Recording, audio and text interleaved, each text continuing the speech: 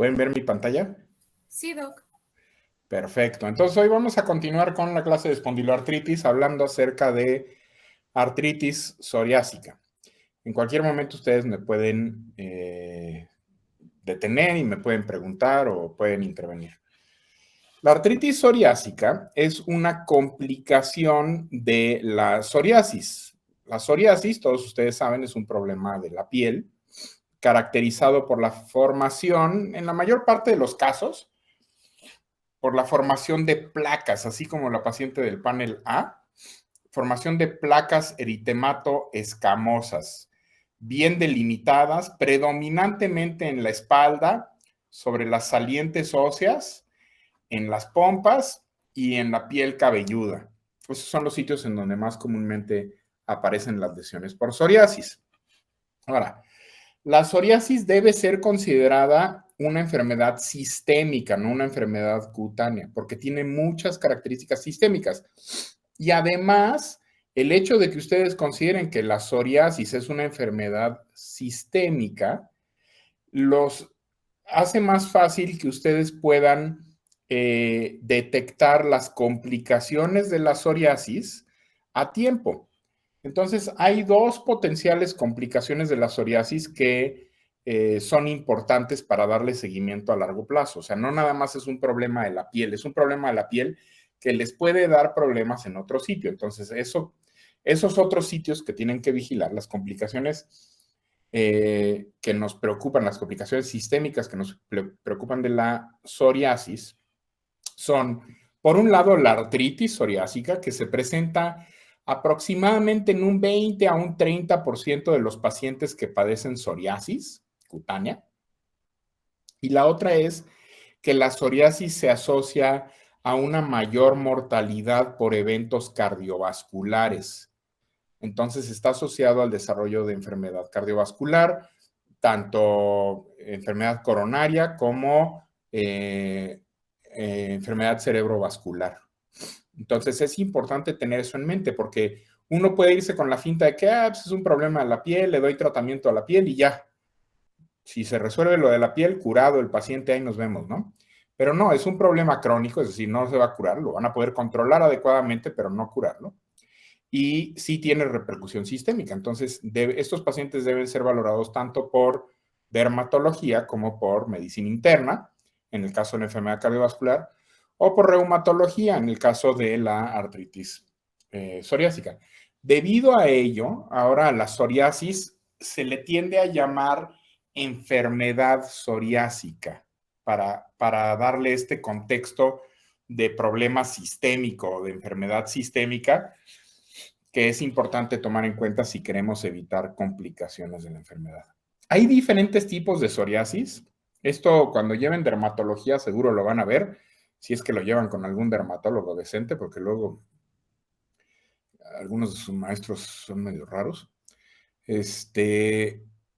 Pero el tipo más común de psoriasis es la psoriasis vulgar. Entonces, esta paciente del panel A tiene una psoriasis vulgar.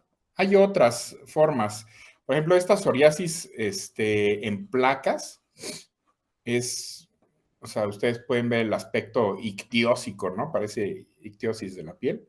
El aspecto de la piel, ese es el panel E. En el panel B ustedes pueden ver el aspecto de gota, la psoriasis gutata y algunas otras en los pliegues de la piel, como en el caso del panel C y así. Entonces, esto lo van a ver con más detenimiento, pero bueno, para que se den una idea de cómo se ve la psoriasis, este es el aspecto. Yo, por ejemplo, este panel E, que es la más espectacular de todas estas fotos, yo solamente he visto pacientes así, pero en una variedad que se llama palmoplantar, es decir, solamente tienen psoriasis en las palmas de las manos y en las plantas de los pies. Y el aspecto de la piel es muy parecido a este, ¿no? Ictiósico. Pero la mayor parte de los pacientes que presentan psoriasis tienen lesiones como las que aparecen en el panel A. ¿Tienen alguna duda hasta aquí? Más o menos, ¿en qué tiempo se puede observar la aparición de lesiones como las del panel E? Pues al cabo de unos meses. O sea, el paciente con psoriasis al cabo de unas cuantas semanas ya puede tener una extensión de la piel de más del 50%. Sí, esto se desarrolla relativamente rápido.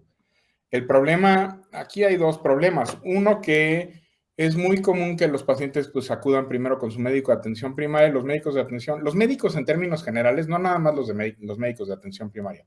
Yo he de decir que todos los médicos tenemos el problema de que la dermatología no la sabemos muy bien. Entonces recibimos poco entrenamiento en dermatología durante la carrera y después en medicina interna, por lo menos en medicina interna no se rota por dermatología. O sea, no, bueno, en mi hospital no rotábamos por dermatología, lo cual es una pena porque después cuando hice reumatología, pues ahí veíamos un chorro de problemas en la piel. Ahí la ventaja que yo tuve es que los reumatólogos y los dermatólogos y dermatólogas dormíamos juntos. Y no quiero dar a entender nada morboso con esto, sino que compartíamos la residencia. Entonces, pues estábamos constantemente en contacto y cuando teníamos algún paciente que tuviera alguna lesión que nos llamaba la atención, pues teníamos varios amigos ahí porque compartíamos la residencia, compartíamos el cuarto en donde dormíamos, y les pedíamos de cuates que lo fueran a ver. Entonces ahí le iba uno aprendiendo. Pero sí se necesita estar en contacto con un buen dermatólogo para que uno salga de dudas. Sobre todo cuando se tienen lesiones como estas, porque habitualmente los médicos, o sea, ven lesiones en la piel y le dicen, o es alergia o es un hongo. Y de esas dos no lo sacan a uno. Y pues evidentemente esto no es ni una alergia ni un hongo y amerita un tratamiento específico. Entonces sí es importante tomar en consideración que estos pacientes deben ser valorados y, en el caso de duda, biopsiados para saber qué tienen. Pero sí, la evolución puede ser en unas cuantas semanas, o sea, no crean que toma tanto tiempo. Ahora, ¿alguna otra duda? Entonces, si uno como médico general observa un tipo de lesión como esta, ¿sería aconsejable iniciar un tratamiento básico y ver cómo evoluciona o directamente canalizarlo a ¿Pero qué un tratamiento tratamiento básico oncológico? sugieres? A ver, No sé, quizás tópico, algo para, ¿pero qué? dependiendo de los signos que yo encuentre, quizás si considero al momento de hacer la clínica que es algo alérgico, algo asociado para poder controlar eso, o no sé, algún tipo de infección. Entonces, si no observo un cambio eh, en cierto tiempo, ya canalizarlo a dermatología, o cómo sería el contexto, o Mm, cómo debería abordarlo. Entonces, esa es una buena pregunta. En el sentido de que esto es algo que los médicos de atención primaria hacen todo el tiempo. Entonces, ven a un paciente de estas características y el instinto primario del médico de atención primaria, pues el instinto más básico que tienen es vamos a darle algo para que se sienta mejor. O sea, en términos generales, los médicos de atención primaria son bien intencionados. Quieren ayudarle al paciente que se sienta mejor. Pero como el problema es que tenemos poco entrenamiento como médicos de atención primaria en dermatología, tendemos a decir, bueno, o le vamos a dar un antibiótico tópico, que casi siempre es un antimicótico, o le vamos a dar un antiinflamatorio tópico, que casi siempre es algún derivado de la cortisona, o sea, es un esteroide, o le vamos a dar un lubricante, que es pues nada, o sea, un lubricante puede comprar uno en el súper.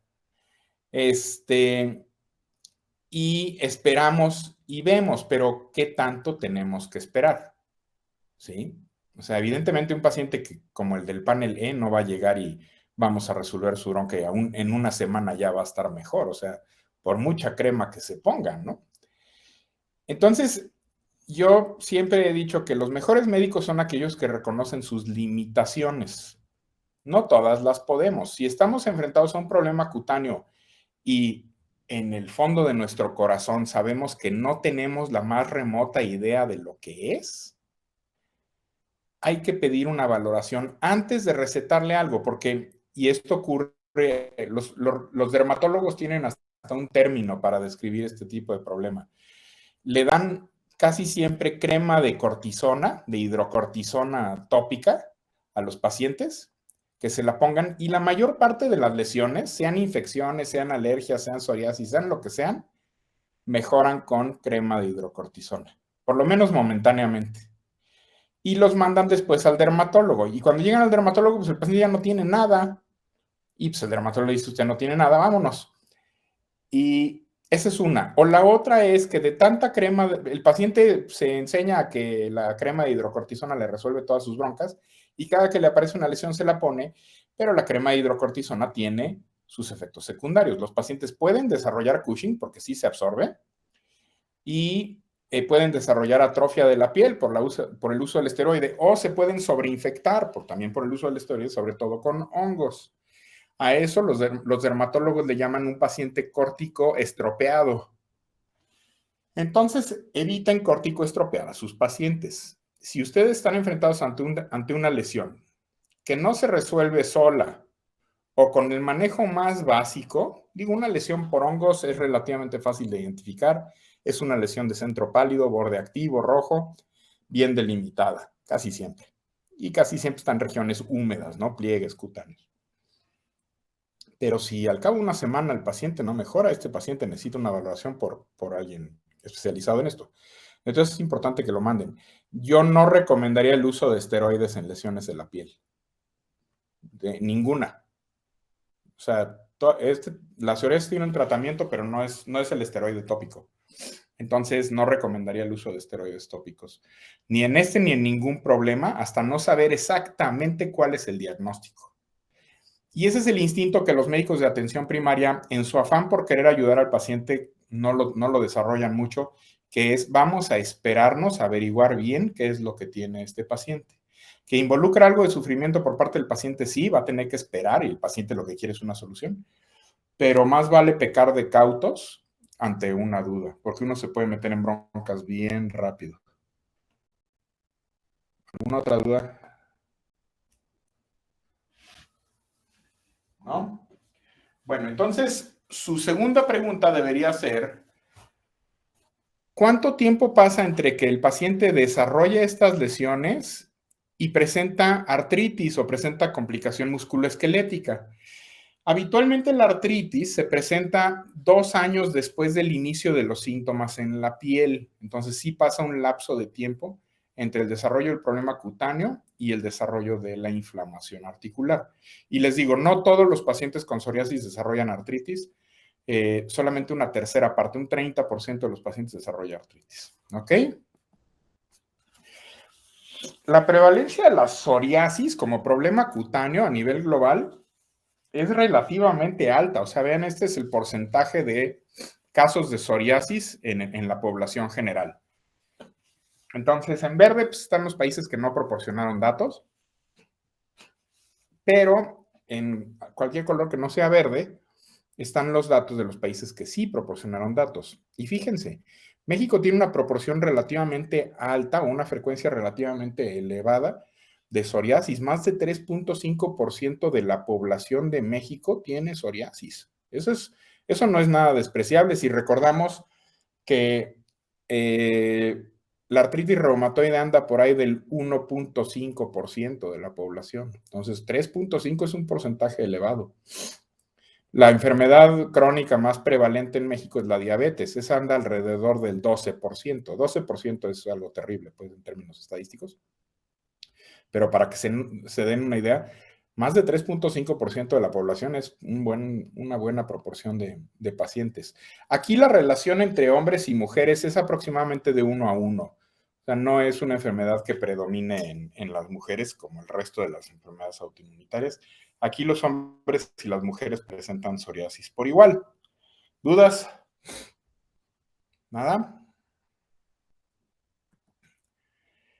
Ok. Y bueno, y como les comentaba, la psoriasis se considera una enfermedad sistémica. Y estamos hablando nomás del problema de la piel. Ahorita no me he metido en la cuestión articular. La psoriasis, si nosotros hiciéramos un PET scan, que es esto que están viendo aquí, para ver inflamación, lo que más se pinta así, se pone más oscuro, está inflamado, ¿sí? Entonces, fíjense, un paciente control que pues, está sano, tiene algunas áreas que no son medibles, como el sistema nervioso central, el corazón, la vejiga, esos están relativamente vacíos o tienen líquido y no se puede medir. Y algunas otras que se van a teñir cuando les inyecta uno un radionúclido, que se pega a sitios que están inflamados. Entonces, vean, en uno pues, son los ganglios, ¿no? De la axila. 2 es el hígado, ¿sí? 3 es la cadera. Entonces, este paciente tiene inflamación en esas 3 partes del cuerpo y en las articulaciones de los pies, ¿ven? Entonces, la psoriasis es un problema inflamatorio crónico que afecta no solo la piel, sino varias otras estructuras, tanto a nivel articular como a nivel de sistema inmune, los ganglios linfáticos, o hepático, ¿no? Puede asociarse a problemas metabólicos. Es más común que los pacientes con psoriasis tengan síndrome metabólico. Entonces, les digo, hay que considerarlo como un síndrome sistémico y el término actual para referirse a psoriasis es enfermedad psoriásica, debido a todas estas complicaciones. ¿Dudas? Nada. Bueno, pero entonces, ¿qué es lo que sucede? Y esto, quiero hacer particular énfasis en esto, porque no sé si ustedes lleven clases de dermatología con el doctor Zúñiga o roten con el doctor Zúñiga en el Hospital del Seguro. Creo que no. Pero el doctor Zúñiga es un dermatólogo que lleva desde que Dios era niño en el Hospital del Seguro y tiene una teoría media peculiar acerca de el motivo por el cual los pacientes con psoriasis padecen esa enfermedad. Básicamente les dice que es un problema asociado a el estrés, que tienen mucho estrés y por eso desarrollaron psoriasis. Y casi a todos, ¿por qué? No sé, les dice que tienen vidas sexuales poco satisfactorias. Y seamos honestos, o sea, el estrés es un problema tan común que si esta fuera una enfermedad asociada al estrés, pues todo mundo tendría psoriasis pasados los 30 años, ¿no? Ustedes ahorita viven en circunstancias relativamente tranquilas, por lo menos la mayor parte de ustedes, estoy seguro que uno o dos de ustedes tendrá vidas más complicadas, pero en términos generales llevan vidas más o menos tranquilas y los que se estresan pues son sus padres o sus familiares. Pero cuando lleguen a los 30 años, se van a dar cuenta que el estrés se vuelve una constante en sus vidas y entre otras cosas, pues todo, o sea, el estrés deriva de la falta de dinero, porque hay que pagar renta, hay que pagar luz, agua, cuando tengan niños, pues hay que pagar colegiatura y luego hay que ver cómo su chamaco no pone atención en la escuela y está reprobando y ya lo andan corriendo de la escuela y ustedes están haciendo circo, maroma y teatro por pagarle la pinche escuela y el escuincle nomás no quiere aprender y por más que le dicen, el güey nomás los ignora y se la pasa revisando su celular para ver si sus cuates ya le mandaron un mensaje de vamos a jugar Roblox o alguna mamada de esas. Y por poner algún ejemplo, ¿no? Eso le puede suceder a cualquiera. Pero, o sea, si por eso fuera, todo el mundo andaría fuera en la calle con lesiones por psoriasis. Entonces, el estrés no tiene nada que ver con el desarrollo de esta enfermedad. Que si estás estresado te sientes peor de la psoriasis, sí, pero si estás estresado te sientes peor de cualquier cosa. Entonces, esto no es exclusivo para la psoriasis, por un lado.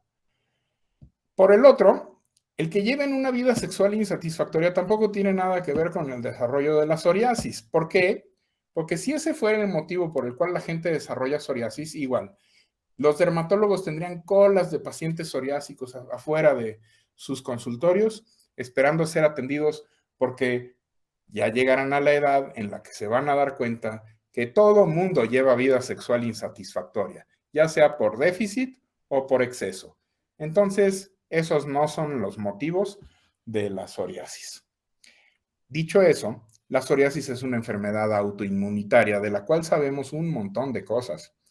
Por aquello de que por ahí les digan, es que entonces la causa de la psoriasis es desconocida. Pues no, no es desconocida.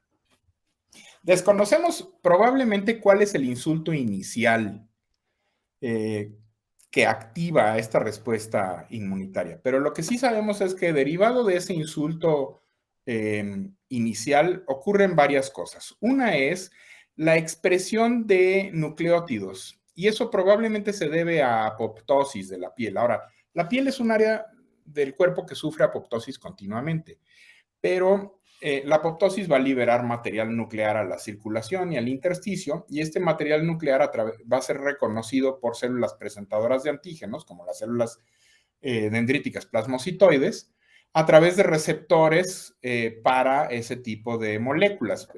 Estos receptores se llaman CAMPs, o se llaman DAMPs o PAMPs, que son patrones moleculares asociados a patógenos o patrones moleculares asociados a daño. En este caso es daño. Entonces, por la apoptosis se expresa más material nuclear. Esos son patrones moleculares asociados a daño que son reconocidos por los receptores tipo TOL sobre las células plasmáticas plasmocitoides. También hay cierta liberación de AMP cíclico que puede contribuir a la antigenicidad o al reconocimiento de estas moléculas de nucleótidos por parte de los TLRs. La célula presentadora de antígenos plasmocitoide pues, va a migrar a los ganglios linfáticos y le va a presentar los antígenos derivados de estos nucleótidos a linfocitos TCD8 que al reconocerlos se van a activar y va a suceder una de dos cosas. Una, van a secretar ciertas citocinas que van a favorecer la diferenciación de células dendríticas plasmocitoides en células dendríticas mieloides. Y la otra es que se van a activar estos linfocitos TCD8 y van a expandir el número de clonas, ¿no? O sea, se van a reproducir y vamos a tener muchos linfocitos TCD8. Entonces, veámoslo por la parte de los linfocitos, de las células plasmáticas. Las células plasmáticas, una vez diferenciadas, van a secretar grandes cantidades del factor de necrosis tumoral y de interleucina 12 y de interleucina 23. Entonces, cada una de estas citocinas juega un papel. TNF activa macrófagos, interleucina 12 favorece la diferenciación de las células T cooperadoras hacia un patrón de secreción de citocinas que se llama TH1. Y la interleucina 23 favorece la diferenciación de los linfocitos T cooperadores hacia un patrón de secreción de citocinas que se llama TH17. Interleucina 1 juega un papel en la diferenciación también de TH17. Estas clonas de TH17 y otras que se llaman de TH22 se van a expander clonalmente, o sea, se reproducen. Y van a actuar sobre los queratinocitos. Por el otro lado, los queratinocitos recibieron otra señal estimulatoria por esas células TCD8 que fueron activadas por las células dendríticas plasmocitoides de manera inicial. Entonces hay un doble golpe sobre el queratinocito en donde se activan a través de interleucina 17 o de CD8, secretando una mayor cantidad del factor de necrosis tumoral y algunas quimiosinas que van a atraer a otras células, una quimiosina específicamente que se llama CCL20, que atrae a linfocitos T hacia la piel. Y esto pues ya da lugar a un fenómeno inflamatorio a nivel cutáneo. Esta inflamación persistente favorece la vascularización tisular, la expresión de moléculas de adhesión que van a facilitar la entrada al tejido cutáneo, a la piel, de polimorfonucleares, mastocitos o células cebadas y macrófagos. ¿Ok? Perpetuando la inflamación. Entonces esto se vuelve un problema crónico. ¿Dudas en relación a esto?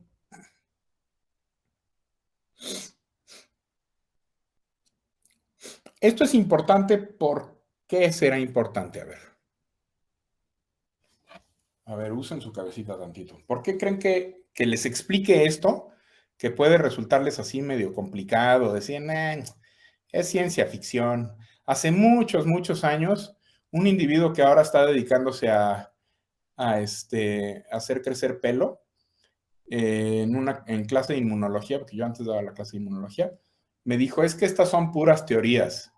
Le apliqué un examen y lo que no fue teórico fue la calificación reprobatoria que sacó. Ahora se dedica a hacer implantes de pelo y ese tipo de cosas. Creo que gana más dinero que yo.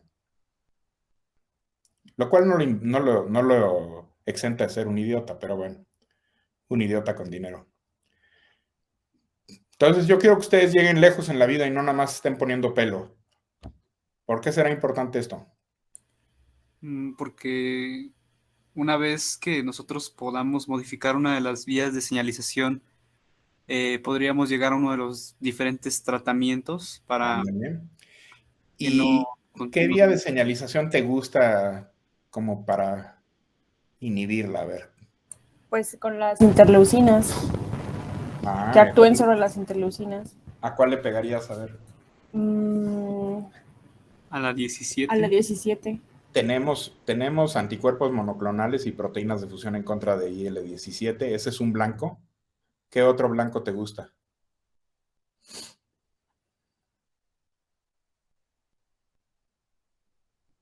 Uno que por ahí usamos para artritis reumatoide.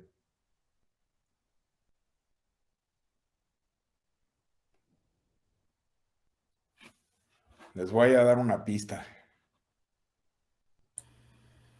Justo lo estaba considerando, pero en este caso, respecto a ese factor de necrosis, una vez que nosotros tenemos intervención sobre esa vía, eh, retomando un poco más atrás, ¿dónde empezaría ese efecto? ¿Dónde ya empezaría a delimitarse? Aquí, o sea, en la activación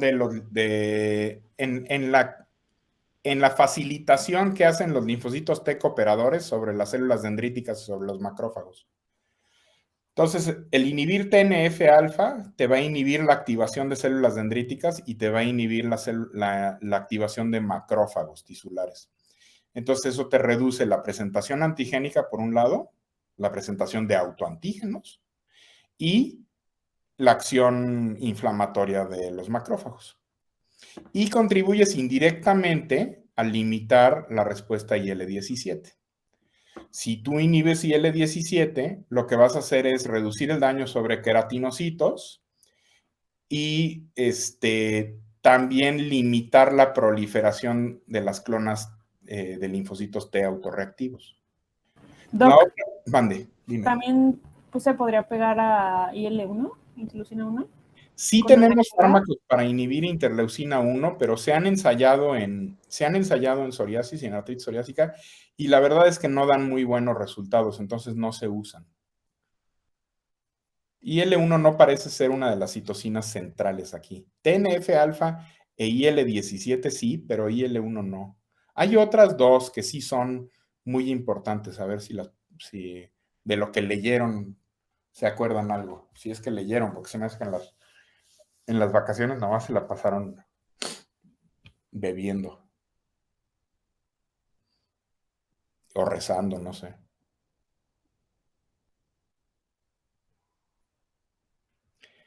Las otras dos citocinas que conviene inhibir y que han dado buenos resultados clínicos al inhibirlas son interferón de tipo 1, que es interferón gamma, y interleucina 23, que también se puede inhibir farmacológicamente. Entonces, aquí tenemos 4 diferentes blancos terapéuticos que pueden limitar diferentes pasos de esta respuesta, ¿no? Y por eso es importante conocer esto. ¿Tienen alguna duda hasta aquí? ¿Y qué tan viable sería intervenir desde el principio en la presentación del antígeno? Pues es que eso es lo deseable. O sea, si entre más tempranamente agarres a tu paciente, mejor le va a ir a futuro, mejor pronóstico va a tener. Eso casi en todas las enfermedades reumáticas es igual. O sea, entre más temprano sea la etapa de la enfermedad en la que tú le des tratamiento específico, mejor pronóstico tienen. Porque evitas daño acumulado a nivel de la piel y, bueno, a nivel articular también. Y en este caso, ¿está en proceso de investigación o también ya hay algo que ahorita esté para la presentación antigénica ya directamente? Para inhibir presentación antigénica, no hay nada para inhibir presentación antigénica, ni lo estamos ensayando. Primero porque no sabemos exactamente cuál es el antígeno. Entonces tendríamos que saber exactamente cuál es el antígeno para inhibir la presentación antigénica de ese antígeno en específico. Entonces, como no sabemos cuál es el antígeno, inhibir presentación antigénica no es la mejor de las ideas, porque vas a inhibir toda la presentación antigénica. Y necesitas tu presentación antigénica para combatir infecciones, entonces no suena como la mejor de las ideas. Hay una técnica que creo que se las describí el otro día que hablamos de AR, que es la elaboración de unas células. Se pueden diseñar unas células que se llaman células CART o células T con receptor quimérico, es así, modificas la expresión de receptores sobre la superficie de la célula y puedes evitar que esas clonas se activen o que sobreexpresen lo que tú quieras. Esa es una manera de inhibir quizá las células que van a responder a antígenos propios, pero aquí el problema es que no conocemos cuál es el antígeno que se está presentando. Es que sí sería apuntarle a lo más grande, ¿no? Porque son nucleótidos propios. Ah, claro. Ahora, tú quieres inhibir presentación antigénica, tú nada más tienes que dedicarte a matar linfocitos T. y lo puedes No, hacer. pero eso mata al paciente. No necesariamente, mata los linfocitos T. El paciente va a tener una agonía lenta y dolorosa.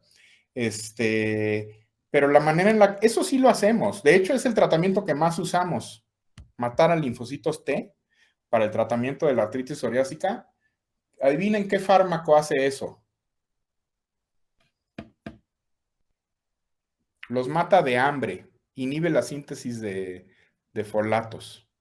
Inhibe particularmente a tetrahidrofolato reductasa. Ah, el metotrexato. El metotrexate. Sí. Y el metotrexate es un fármaco que da muy buenos resultados en psoriasis y en artritis psoriásica. Entonces, sí matamos linfocitos T.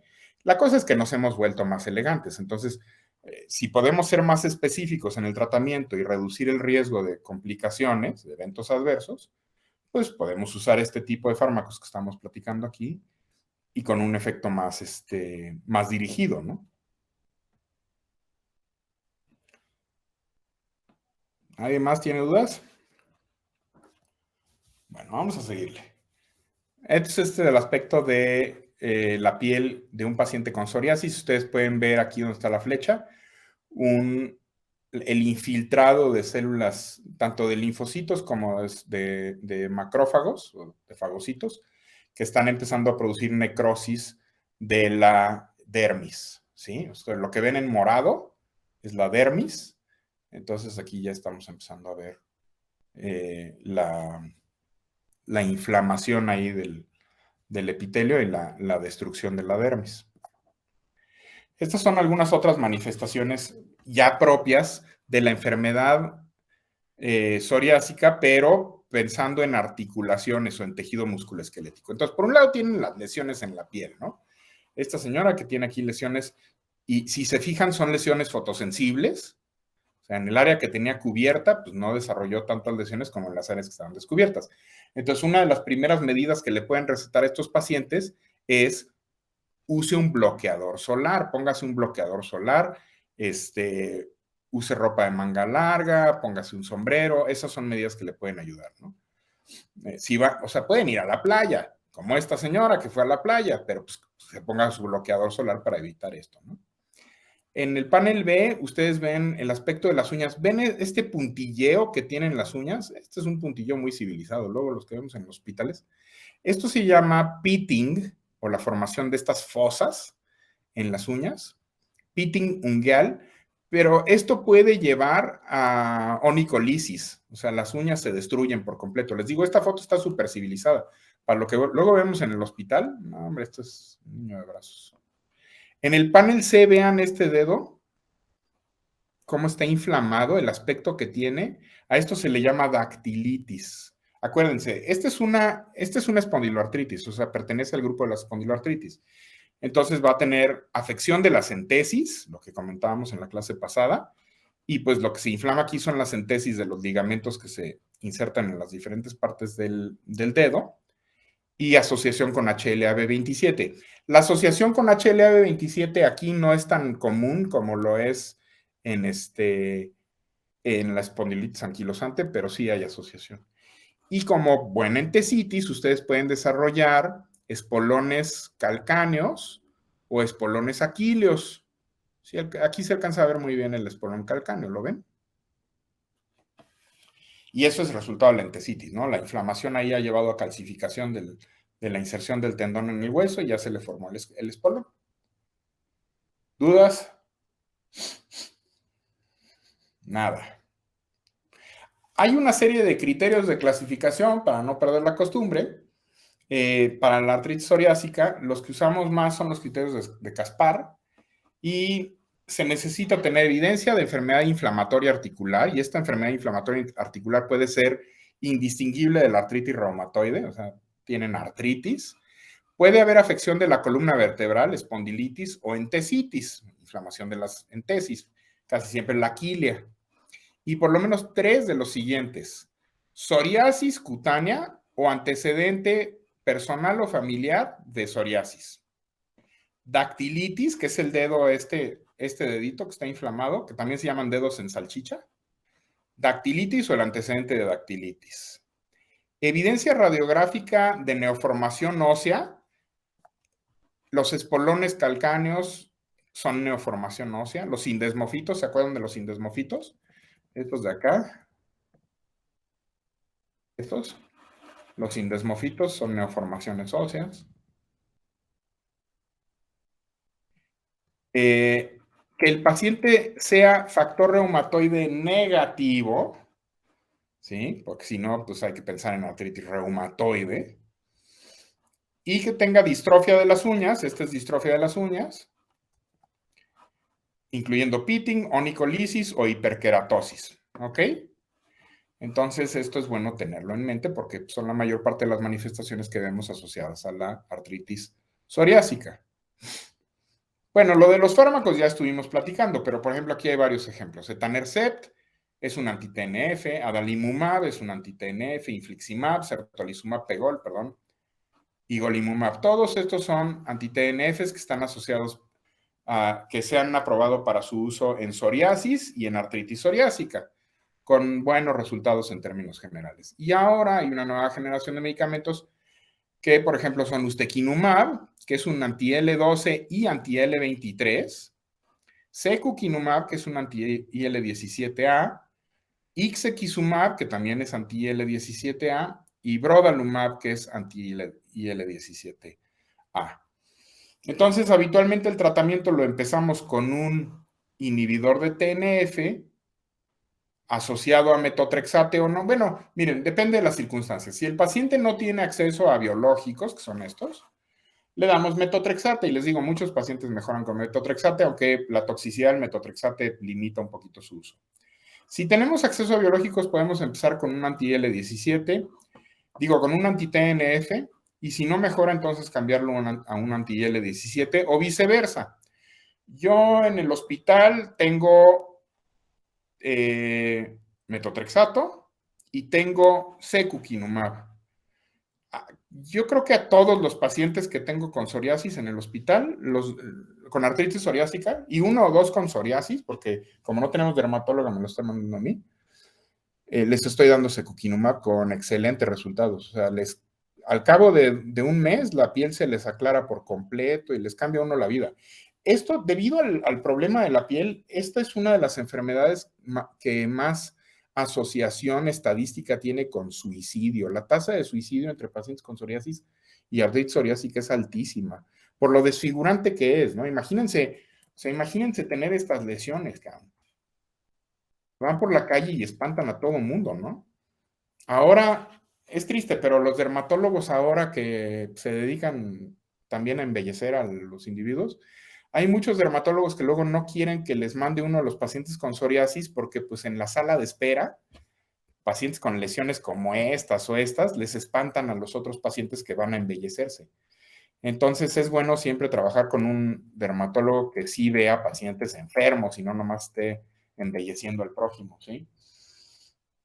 O sea, no hay gente fea, hay gente pobre y pues van al dermatólogo, pagan un montonal por los rellenos y todo lo que les ponen y pues quedan embellecidos, pero cuando uno tiene un paciente que está realmente enfermo y que lo que menos le importa es embellecerse, sino nomás sentirse mejor, pues luego tenemos problemas encontrando dermatólogos. ¿Dudas hasta aquí? Doc, entonces es primero le apuntamos a TNFs y después a interleucinas, o simultáneo, o cómo. No simultáneo, no les vas a dar un anti-TNF más un anti-L17, no. Le das uno u otro. Pero esa decisión casi siempre la toma un reumatólogo. O sea, tiene que ser evaluado por reumatología previo. Yo lo que hago es, cuando no tienen acceso a biológico, cuando tienen problemas para el acceso a biológico, los inicio con metotrexate. Y ya después los cambio en caso de que no respondan. Pero en fechas más recientes, porque primero en la institución ya tengo anti-L17. Y a nivel privado, pues mi consulta con el paso de los años ha ido cambiando, entonces ahora tengo gente con más dinero en mi consulta, con seguros de gastos médicos, pues ya me voy primero al biológico. Pero anteriormente empezaba siempre con metotrexate. Yo creo que esto va a cambiar o sea, está cambiando, ¿no? Ahora. Y en un futuro vamos a empezar con algún biológico o podemos usar algunas moléculas que son los inhibidores de JAK, como baricitinib o tofacitinib, que están aprobados para su uso en la artritis psoriásica y que inhiben interferón gamma con buenos resultados. Entonces, esa es otra opción para el paciente que no se quiere estar inyectando, ¿no? Los biológicos son inyectados.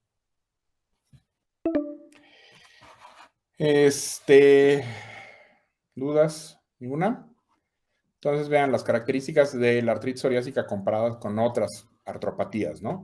Poliarticular, la artritis psoriásica lo es, y la artritis reumatoide también. La osteoartritis un poquito menos, la espondilitis anquilosante casi nunca.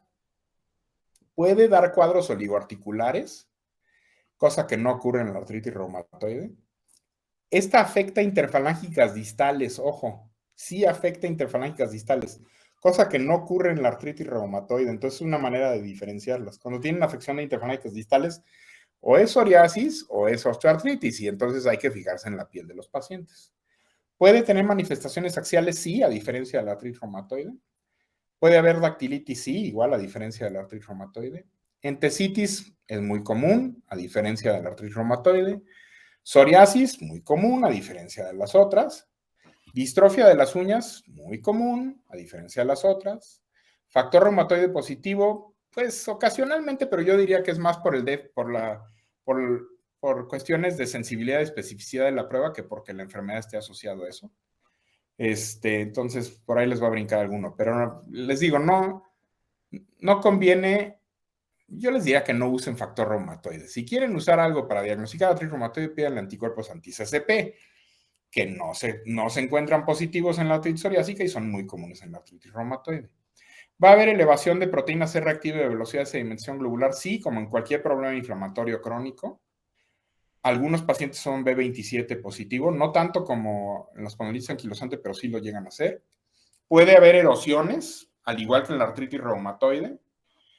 Puede haber osteoproliferación, los indesmofitos, cosa que no ocurre en la artritis reumatoide.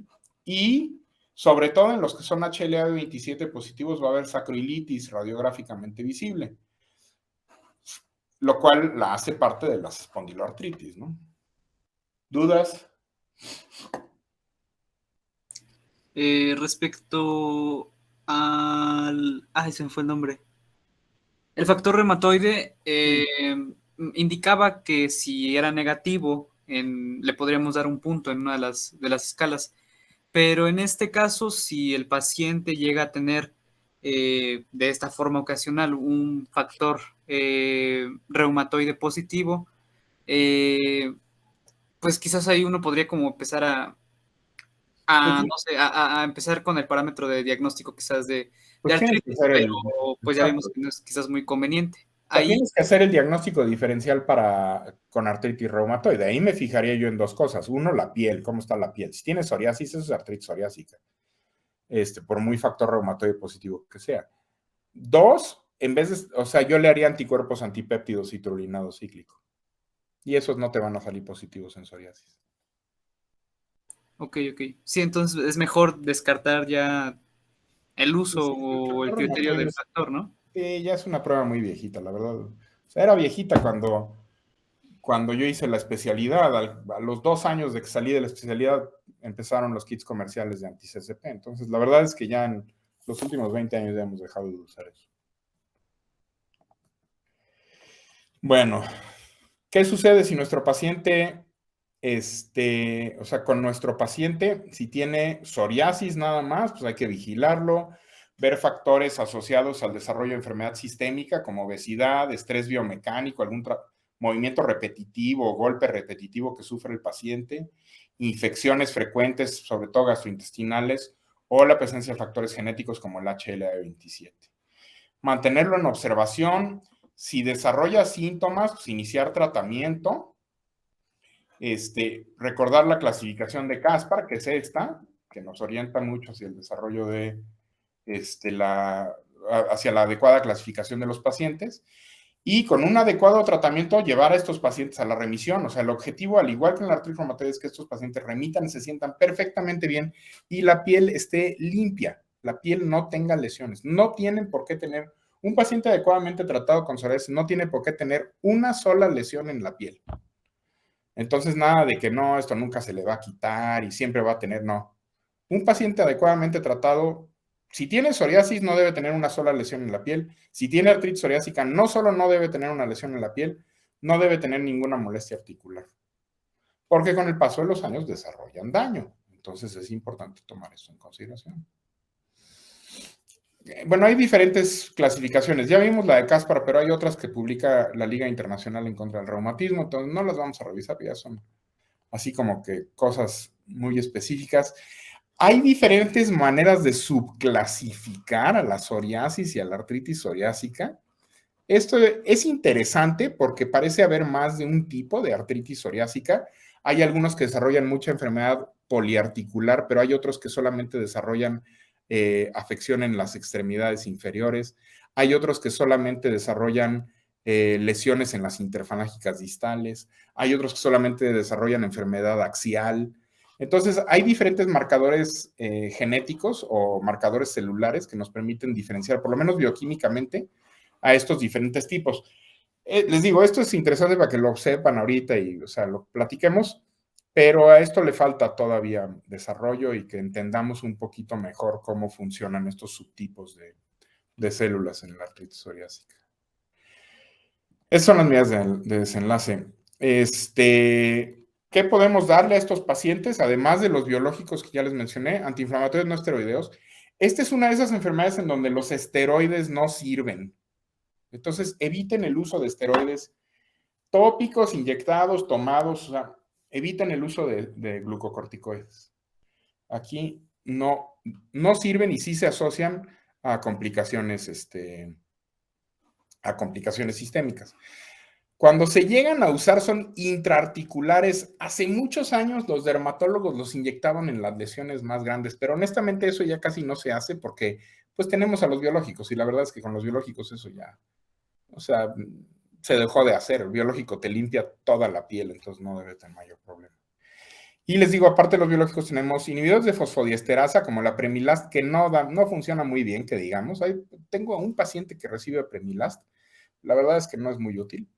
Y los inhibidores de JAK que están dando buenos resultados. Estos son quizá los más recientes en haber salido al mercado.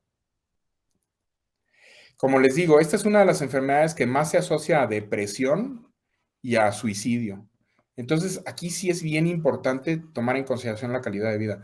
O sea, los pacientes que les comento el doctor Zúñiga, que Zúñiga les dice que es por estrés y que porque las vidas sexuales no son satisfactorias, todas pendejadas, la verdad es que, o sea, acaban más deprimidos de lo habitual. Y yo a Zúñiga tengo años de conocerlo y la verdad es que considero que pues, es una limaña, o sea, diciéndoles eso a pacientes que de por sí están sufriendo. Entonces sí hay que tomar muy en cuenta cómo la enfermedad impacta sobre sus pacientes y trabajar lo más que se pueda. O sea, primero, cuando lo vean la primera vez, asegurarle al paciente que sí hay tratamiento y que le debe de ir bien, que el paciente es parte importante del tratamiento, que el paciente debe involucrarse en el tratamiento, que debe ser apegado a su tratamiento, pero que no pierda la esperanza, porque sí le puede ir muy bien si es tratado adecuadamente. Y todos estos medicamentos que les estoy mencionando, los hay en el Seguro Social, en el ISSSTE, bueno, hasta nosotros, que somos el más jodido de todos los hospitales, tenemos biológico, entonces no hay excusas. Nada más. ¿Dudas?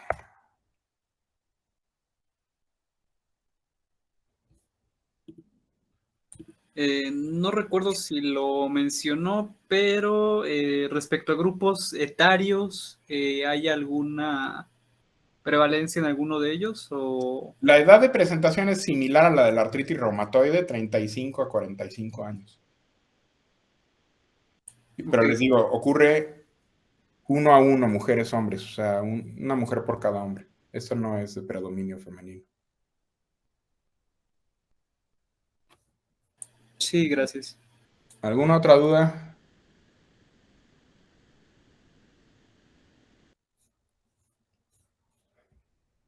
Ninguna. Están hechos.